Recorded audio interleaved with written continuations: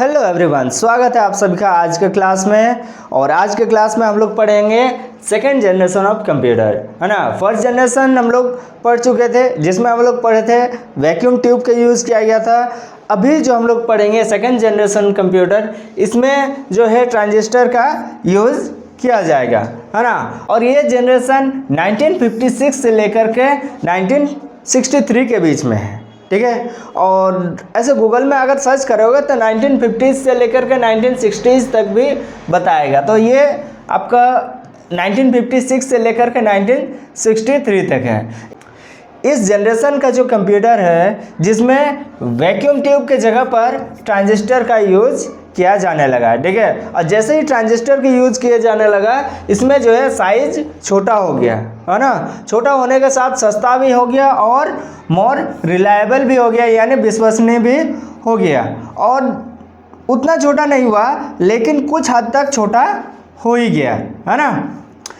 जैसे कि पिछले जनरेशन का कंप्यूटर जो कि यूनिक था, वो भी हीट जनरेट करता था और ये भी हीट जनरेट करता है। लेकिन इसमें क्या तब्दील किया गया है, मेमोरी में तब्दील किया गया है। और इसमें मेमोरी में क्या है, मैग्नेटिक कोर का इस्तेमाल किया गया है। फिर उसके बाद लैंग्वेज में देखें तो लैंग्वेज में मशीन लेवल लैंग्वेज भी यूज़ किया गया है, जिसमें 0 और 1 का भी यूज़ किया जाने लगा। लेकिन साथ में और 2 लैंग्वेज को जोड़ा गया। ये 2 लैंग्वेज है कोबोल और एक फोर्ट्रेन,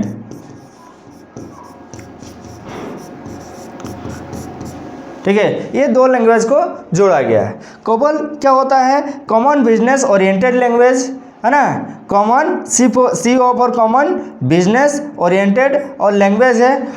तो देखो, ये कोबोल है और ये फोर्ट्रेन है।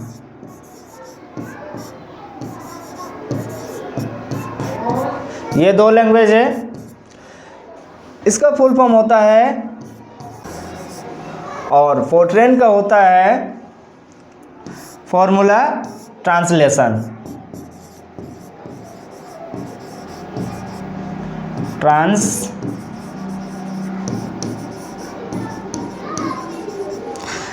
ये 2 लैंग्वेज का इस्तेमाल किया जाता है। कोबोल का फुल फॉर्म होता है कॉमन बिजनेस ओरिएंटेड लैंग्वेज, और फोर्ट्रेन का फुल फॉर्म होता है फॉर्मूला ट्रांसलेशन, है ना।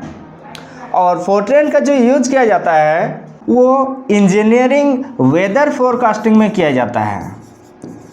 वेदर फोरकास्टिंग में किया जाता है ना।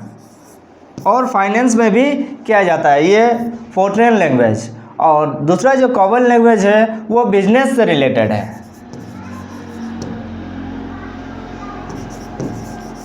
बिजनेस जैसे कि आपका हो गया बैंक, ये बैंक में हो गया, है ना। फाइनेंशियल कंपनीज में हो गया, ये सारा चीज़ में ये कोबोल का यूज़ किया जाता है। और फोर्ट्रेन लैंग्वेज जो कि वेदर फोरकास्टिंग या फाइनेंस में भी किया जाता है। इन दोनों लैंग्वेज का यूज़, है ना।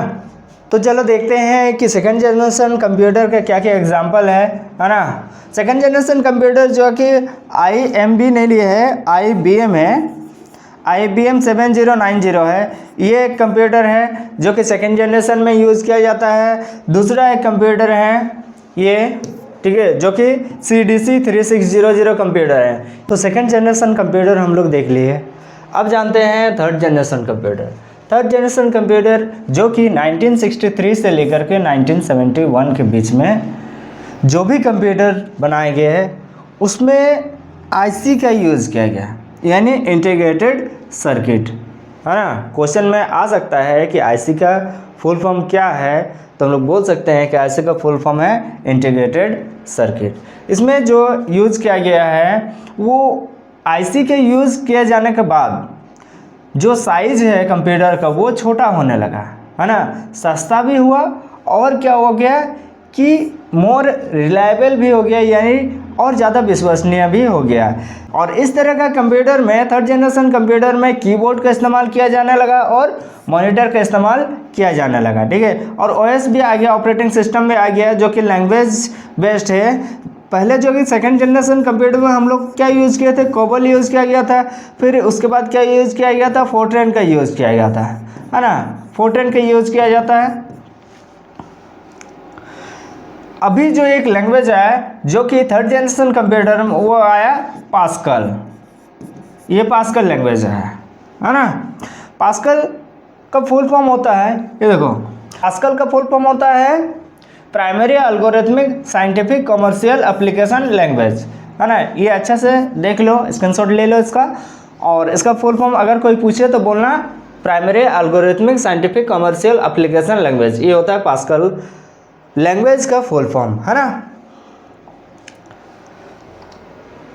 तो समझ में आया थर्ड जनरेशन कंप्यूटर। अभी जानते हैं इसका एग्जांपल क्या होता है, क्या क्या एग्जांपल है, ये सारा चीज़ देखते हैं कि उस थर्ड जनरेशन कंप्यूटर में क्या क्या कंप्यूटर आए थे।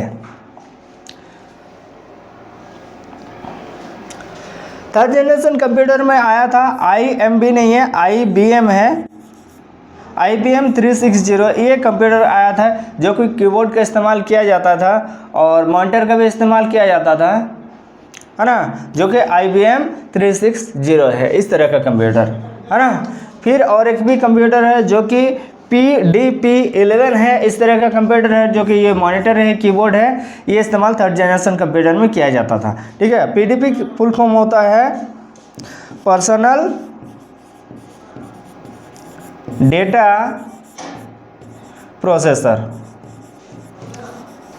ये होता है इसका फुल फॉर्म, है ना।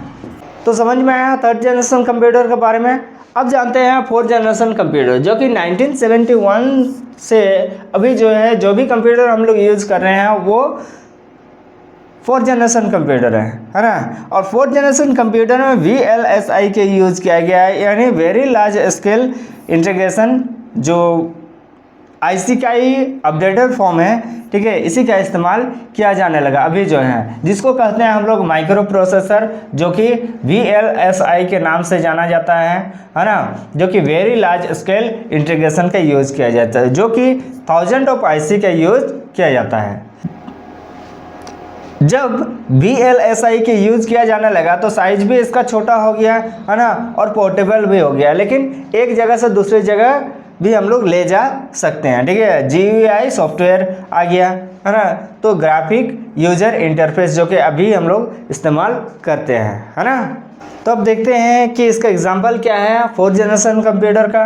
देखो, फोर्थ जनरेशन कंप्यूटर के जैसे अभी हम लोग जो यूज़ करते हैं लैपटॉप, PC जो यूज़ करते हैं, पर्सनल कंप्यूटर, मोबाइल अभी सबके हाथ में ये यूज़ करते हैं, टैबलेट, जो कि अभी फोर्थ जनरेशन कंप्यूटर का एग्जाम्पल है ना।